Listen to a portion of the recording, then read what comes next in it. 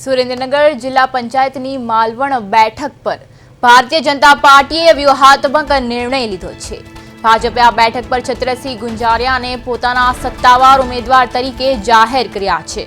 ઉલ્લેખનીય છે કે છત્રસિંહ ગુંજારિયા ગત વિધાનસભા ચૂંટણીમાં હળવદ ધાંગધ્રા બેઠક પરથી કોંગ્રેસના ઉમેદવાર તરીકે ચૂંટણી લડ્યા હતા, જ્યાં તેમનો ભાજપના પ્રકાશ વરમોરા સામે પરાજય થયો હતો। વિધાનસભામાં પરાજય બાદ છત્રસિંહ કોંગ્રેસ સાથે છેડો ફાડી ભાજપમાં જોડાયા હતા। પક્ષે તેમની લોકપ્રિયતા અને માલવણ બેઠક પરના પ્રભુત્વને ધ્યાનમાં રાખીને તેમને ફરીથી જિલ્લા પંચાયતની આ બેઠક માટે મેન્ડેટ આપ્યું છે। તેઓ આ બેઠકના ચાલુ સદસ્ય પણ છે। હવે જોવાનું એ રહેશે કે કોંગ્રેસના પૂર્વ ઉમેદવાર હવે ભાજપના નિશાન કમળ પર લડીને આ બેઠક જાળવી રાખવામાં કેટલા સફળ થાય છે।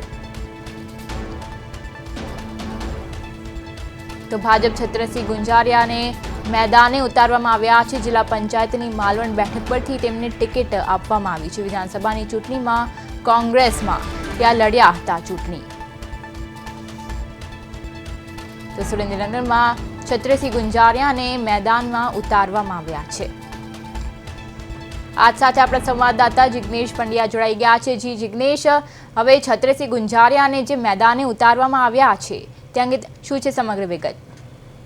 જી, છત્રસિંહ ગુંજારિયા કે જેઓ કોંગ્રેસમાં ધાંગધ્રા સીટ ઉપર અગાઉ ચૂંટણી લડી ચૂકેલા છે અને તેઓ પોતે હારી ગયા હતા, ત્યારબાદ તેઓ ભાજપમાં ભળ્યા હતા અને ભાજપ પક્ષ દ્વારા હાલમાં તેમને જિલ્લા પંચાયતની બેઠક ઉપર માલવણ ખાતે ઉમેદવારી કરાવવામાં આવી રહી છે। ત્યારે ક્યાંક ને ક્યાંક ભાજપના કાર્યકર્તાઓમાં પણ રોષની લાગણી જોવા મળી રહી છે।